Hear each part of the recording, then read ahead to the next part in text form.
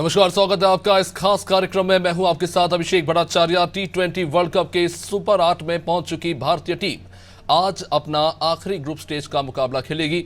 लगातार 3 मैच जीतने के बाद भारतीय टीम का मुकाबला कनाडा से होने जा रहा है। अगर भारतीय टीम आज का मैच जीत जाती है तो वो अपने ग्रुप में क्लीन स्वीप कर जाएगी। तो वही वर्ल्ड कप से बाहर हो चुकी कनाडा भारत को हराकर 4 अंकों के साथ वर्ल्ड कप से विदाई चाहेगी। वैसे तो भारत के लिए मैच अहम उतना नहीं है, इसके बावजूद भी हर किसी की निगाहें विराट कोहली के फॉर्म पर जरूर है। अभी तक 3 मैचों में विराट कोई बड़ा स्कोर नहीं कर पाए। अब ऐसे में ये देखना काफी दिलचस्प है कि क्या वो यहां कुछ कर पाएंगे। इसी के साथ साथ दोनों टीमों को उम्मीद होगी कि मुकाबले में बारिश खलल ना बने।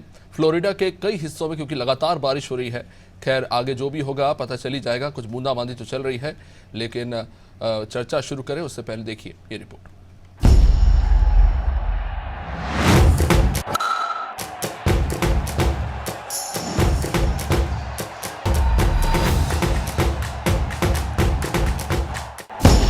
टी20 विश्व कप के सुपर 8 में टीम इंडिया ने अपनी जगह बना ली है। अब ग्रुप स्टेज के आखिरी मुकाबले में टीम इंडिया का सामना कनाडा से होगा। दोनों टीमें फ्लोरिडा के लॉडरहिल मैदान में आमने सामने होंगी। टी20 क्रिकेट में भारत और कनाडा के बीच अभी तक एक भी मैच नहीं खेला गया है। यह पहली बार होगा जब दोनों टीमें टी20 में एक दूसरे के आमने सामने होंगी। इस मुकाबले में टीम इंडिया को फेवरेट माना जा रहा है, लेकिन कनाडा इस विश्व कप में आयरलैंड के खिलाफ एक बड़ा उलटफेर करने में सफल रहा था। ऐसे में टीम टूर्नामेंट में अपनी दूसरी जीत की तलाश में है, लेकिन आयरलैंड के अलावा कनाडा को अभी तक और कोई जीत नहीं मिली है। कनाडा को पहले मैच में यूएसए के हाथों हार झेलनी पड़ी थी। उसके बाद पाकिस्तान के सामने भी उन्हें शिकस्त का सामना करना पड़ा था। भारत और कनाडा होंगे आमने सामने। दोनों टीमों के बीच नहीं हुआ एक भी मैच। पहली बार कनाडा से भिड़ेगी टीम इंडिया। इस मुकाबले में टीम इंडिया फेवरेट। आयरलैंड को शिकस्त दे चुकी है कनाडा। अब भारत से करेगी 2-2 हाथ। रोहित शर्मा की अगुवाई ब्लू ब्रिगेड का सामना फ्लोरिडा के लॉडरहिल में कनाडा से होगा।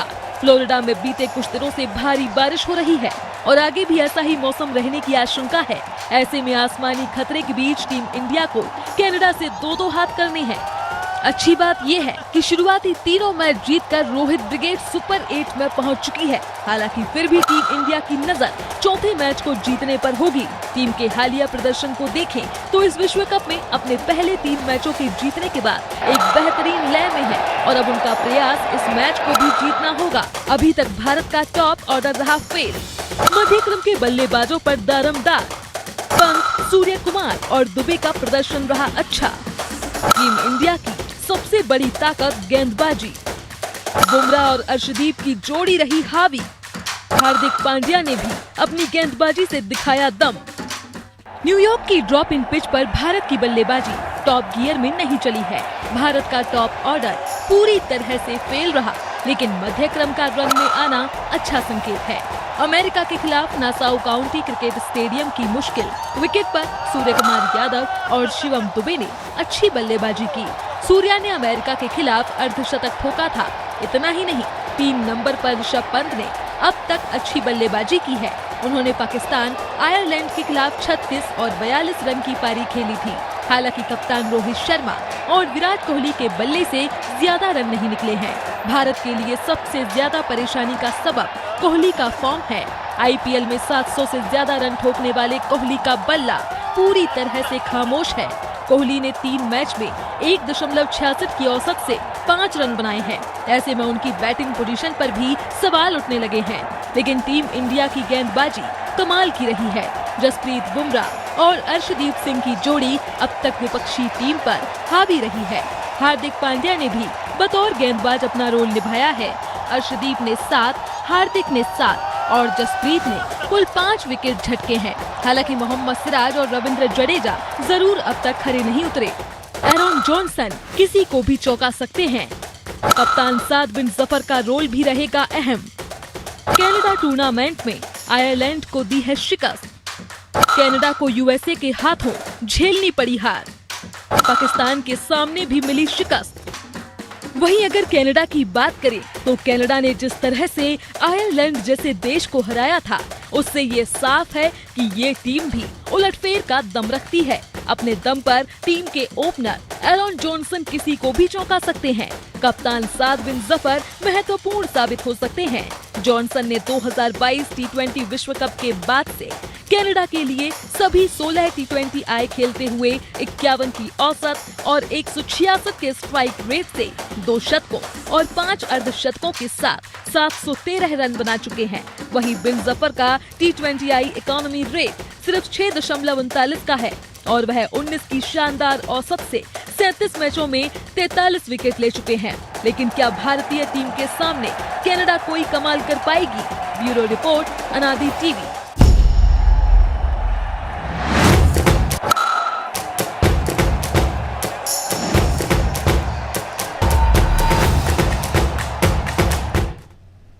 तो चलिए, ग्रुप स्टेज का आखिरी मुकाबला है। जाहिर तौर पर इंडिया काफी ज्यादा ताकतवर नजर आ रही है कनाडा की तुलना में, लेकिन एक बुरी खबर भी आ रही है। इस वक्त ग्राउंड में बूंदाबांदी चल रही है, जैसा कि आशंका जताई जा रही थी। उम्मीद है कि जल्द टॉस होगा। खैर, फिलहाल टॉस डेल हो चुका है, लेकिन चर्चा को आगे बढ़ाएंगे। आज हमारे साथ हमारे क्रिकेट एक्सपर्ट जुड़ रहे हैं। संतोष नायर जी जुड़ रहे हैं, क्रिकेट कोच। अजहर कुरैशी साहब, क्रिकेट एक्सपर्ट। आप दोनों का बहुत बहुत स्वागत।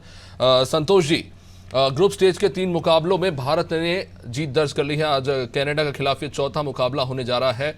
जाहिर तौर पर कनाडा इतनी ज़्यादा एक्सपीरियंस टीम नहीं है, इंडिया काफ़ी ज़्यादा स्ट्रांग होल्ड रखती है, लेकिन क्या इंटरेस्टिंग फैक्टर्स आप देख रहे हैं इस मैच में? क्या कुछ दिलचस्प हो सकता है देखना? नमस्कार। पहले तो मैं ये बताना चाहूंगा कि सबसे पहले तो टी20 वर्ल्ड कप का जो मेन अहम रोल है विकेट काफी अनसर्टन है और काफी बैटिंग में बहुत तकलीफें आ रही है बैट्समैन को। टी20 फॉर्मेट के हिसाब से विकेट अच्छा होना चाहिए, जिस कारण हमारी बैटिंग और जो इंडिया टीम 3 मैच जीती है ये क्रेडिटेबल है।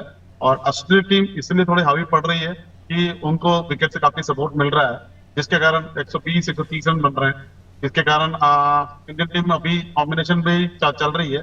लेकिन आई होप कि ये मैच हमारा इंडिया के लिए आसान होगा और कोई तकलीफ नहीं होगी। जी, अजहर साहब भी हमारे साथ जुड़े हैं। अजहर साहब, जैसा कि हम देख रहे हैं टी20 में आम तौर पर हम स्कोर देखते हैं 160, 150, 180, लेकिन यहाँ इस बार ऐसा देखने को मिला है कि स्कोर बड़ी मुश्किल से बन रहे हैं। और नसाउ काउंटी तो ऐसा स्टेडियम बन गया है जहाँ पर 120 बनाना ही मुश्किल हो गया है। आज का ये मैच ऐसे किस तरह से देख रहे हैं? वैसे तो कह रहे हैं बैटिंग पिच है। देखिए, बिल्कुल जो पहला फेज था टी20 वर्ल्ड कप का, वो अमेरिका के मैदान में हुआ है। और अमेरिका के जो मैदान है उसमें ड्रॉप इन पिच यूज पहली बार की गई है विश्व क्रिकेट के इतिहास में। तो वो एक्सपेरिमेंट सफल नहीं कहा जा सकता, क्योंकि काफी कम रन बने। टी20 की इजाद इसलिए हुआ था कि दर्शकों को और बल्लेबाजों को अच्छी बल्लेबाजी देखने को मिले। लेकिन आज जो मुकाबला इस मैदान पर हो रहा है, यहाँ पर पहली जो टीम बल्लेबाजी करती है उसका औसत स्कोर जो एवरेज स्कोर है वो 166 है। तो आज उम्मीद जताई जा रही है कि आज एक अच्छा रन आज भारत की जो टीम है या एक अच्छा रन चेस कनाडा के लिए खड़ी कर सकती है। यहाँ पर मैं बताना चाहूंगा कि ये मैच जो दोनों टीमों के लिए बहुत ज्यादा इंपॉर्टेंट नहीं है, लेकिन भारत के जो बल्लेबाज हैं जी, उन्होंने अब तक अपना बल्ला उनका नहीं बोला है। और अभी तक जैसे मुख्य तौर पर विराट कोहली हैं, कप्तान रोहित शर्मा हैं और दूसरे बल्लेबाज जिनकी बल्ले से अभी तक रन नहीं बनाए हैं, उनके लिए फॉर्म में वापसी का एक बड़ा मौका हो सकता है। और मुझे उम्मीद है कि इन लोगों को जिनका बल्ला अभी तक नहीं चला, उनको इस मैच में मौका दिया जाना चाहिए।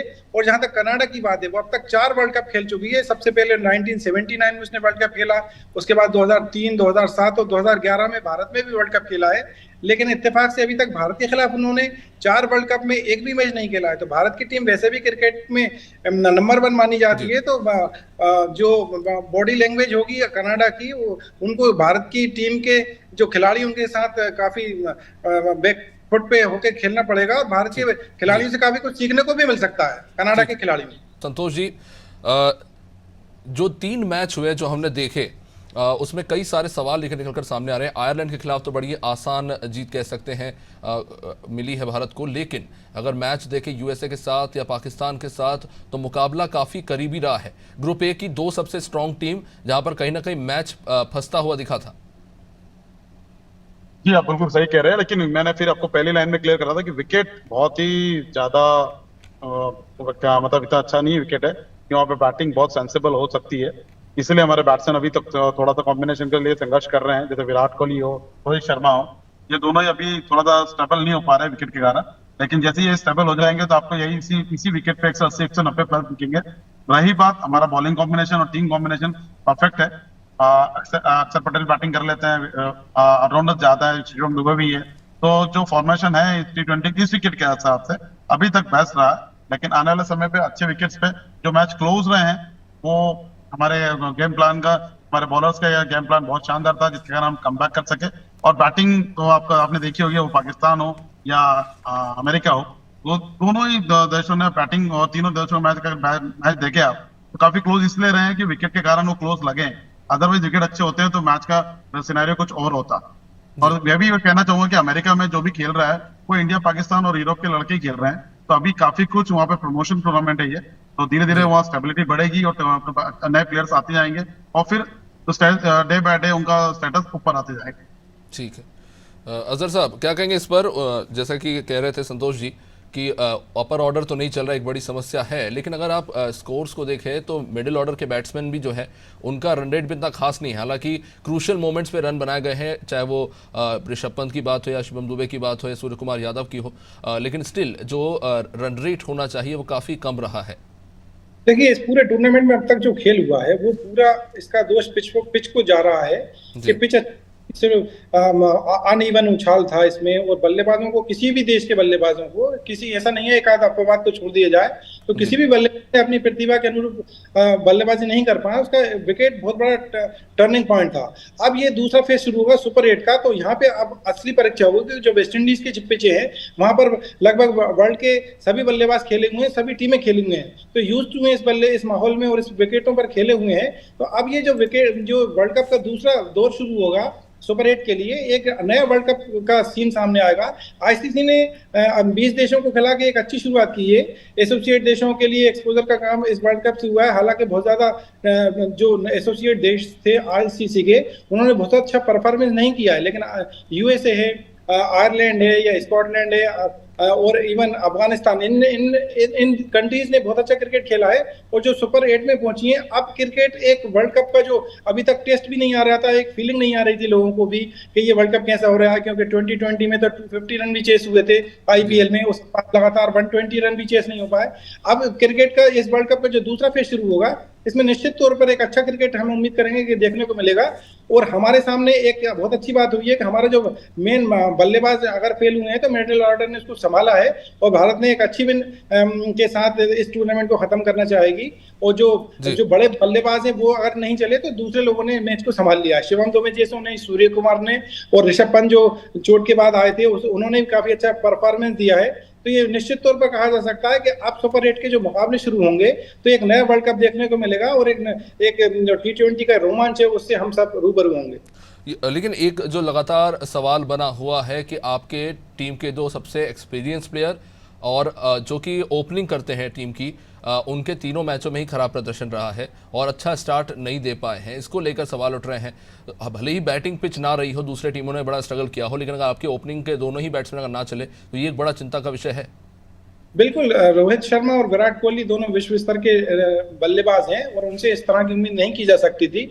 लेकिन यहाँ पे एक सवाल ये देखना होगा कि इंडियन टीम की तरफ से जो ओपनिंग की जा रही है विराट कोहली की, उनको अपने डाउन के बारे में सोचना होगा कि क्यों ना वो फर्स्ट और सेकंड डाउन पे ना है, क्योंकि रिफ्लेक्सेस बड़े फास्ट होते हैं। उनकी उम्र लगभग 34 एज हो गई है, तो उसका भी असर देखने को मिलता है। पिच का भी थोड़ा सा असर उनके परफॉर्मेंस पे पड़ा है। तो ये जो बात है, अभी तक जो बल्लेबाज इन दोनों ने कहा है, उम्मीद है कि आने वाले दिनों में इनके बल्ले से रन देखने को मिलेंगे हमें। जी अजहर साहब क्या कहेंगे इस पर? क्या पोजीशन चेंज कर दे विराट कोहली की? बिल्कुल, ये पोजीशन अगर चेंज की जाती है, क्योंकि ओपनर है, हालांकि उन्होंने आईपीएल में भी ओपनिंग की थी, लेकिन भारत की पिचें और यूएसए की पिचों में बड़ा जमीन आसमान का फर्क देखने को मिला है। यहाँ पे अनइवन पिच थी, अनइवन उछाल था और उसके बाद जो बल्लेबाज जो एक माइंडसेट से गए थे कि हम बड़े टीम और छोटी टीम सामने आएंगे, तो एक थोड़ा सा रिलैक्स भी हो जाता है। उन्होंने आईपीएल में बहुत अच्छा काम किया था, सबसे ज्यादा स्कोर बनाया था, तो ऐसा नहीं है कि उनसे कोई चूक हो रही है। लेकिन एक अंतरराष्ट्रीय क्रिकेट का माहौल अलग होता है और यहाँ पर जो भी आपके जो टिपिकल ओपनर होते हैं उनसे ही ओपनिंग कराई जाना चाहिए और आपका जो नंबर है आपका, उससे आपको अच्छे से रन मिल सकते हैं, क्योंकि ये वर्ल्ड कप है, इसमें पिचों ने काफी अपना असर दिखाया है। एसोसिएट देशों के कई सारे बॉलर नए थे, लेकिन अब जो सुपर 8 के मैच होंगे उसमें उम्मीद है कि या तो उनका डाउन भी चेंज किया जा सकता है और उसके बाद अगर ओपनिंग भी करते हैं तो उनके बल्ले से रन आने की उम्मीद की जा सकती है। जी संतोष जी क्या कहेंगे इस पर, क्योंकि अब सुपर 8 आने वाला है और जो सबसे बेहतरीन प्रदर्शन करने वाली टीमें हैं उनके बीच अब मुकाबला होगा, और ऐसे में जब अब सवाल उठने लगे हैं कि लगातार 3 मैचों में ओपनिंग ऑर्डर चला नहीं है तो कुछ बदलाव करने चाहिए, उस पर आपकी क्या राय है? और दूसरा जो एज फैक्टर की बात करें विराट कोहली की कि उन्हें जो है नीचे उतरना चाहिए बजाय ओपनिंग के, उस पर आपकी क्या राय है? सर मेरा मानना यह है कि विराट कोहली और रोहित शर्मा को कुछ बोलने की जरूरत नहीं है। वो इनिशिएटिव ले रहे हैं अभी इंडिया टीम के लिए, और जो ओपन कर रहे हैं, रन नहीं बन रहे बात अलग है, बट यहाँ पे जाके कंडीशन को अडॉप्ट कर रहे हैं। तो उनका इंटेंट और उनका एटीट्यूड सेम है जैसे वो पहले खेलते थे, अभी भी खेल रहे हैं, और वो एक्सेप्ट करेंगे धीरे धीरे। रही एज की बात 34, वो सबसे फिटेस्ट आदमी अभी भी वही है विराट कोहली। तो विराट कोहली और रोहित शर्मा के बारे में डिबेट करने से कोई मतलब नहीं है। वो अपना काम बखूबी जानते हैं, और वो दोनों बहुत ही नेचुरल टैलेंट के साथ अपने हमारी सेट्स है, और हमें गर्व है कि वो हमारे इंडिया के लिए खेल रहे हैं। तो आई थिंक सो कि डे बाय डे अपने आप में इंप्रूवमेंट कर लेंगे, और समय आने पे वो रन बना के मैच जिता भी लेंगे। क्योंकि आप अभी पिछले वर्ल्ड कप भी आप भूल गए, विराट और रोहित ने ही रन बनाया, तो वो कमबैक अच्छी तरह जानते हैं, और उनके इस पड़ाव में है वो कि उनको पता है कि हमें करना क्या है। तो आई थिंक होप कि वो थोड़ा अडॉप्ट करने में थोड़ा टाइम लग रहा है, और ये किसी भी के साथ हो सकता है, किसी प्लेयर के साथ भी हो सकता है। तो ये चीजें अभी जो जूनियर्स जो टीम में है उनको देख के उन्होंने इनिशिएटिव ले रहे हैं ओपन जाके। तो कंडीशन नो डाउट उनके साथ नहीं दे रही है। आप पिछले मैच में रोहित को देखो आउट कैसा हुआ, और जितना स्विंग हुआ वो इतना स्विंग होता नहीं जनरली, लेकिन हुआ। विराट कोहली का बल्ला चुके स्लिप में चले गया। तो आई होप कि हम अच्छा सोच रहे हैं, लेकिन इंडियन टीम जल्दी कम बैक करेगी, और इसी मैच में आप देखना कि दोनों रन बनेंगे।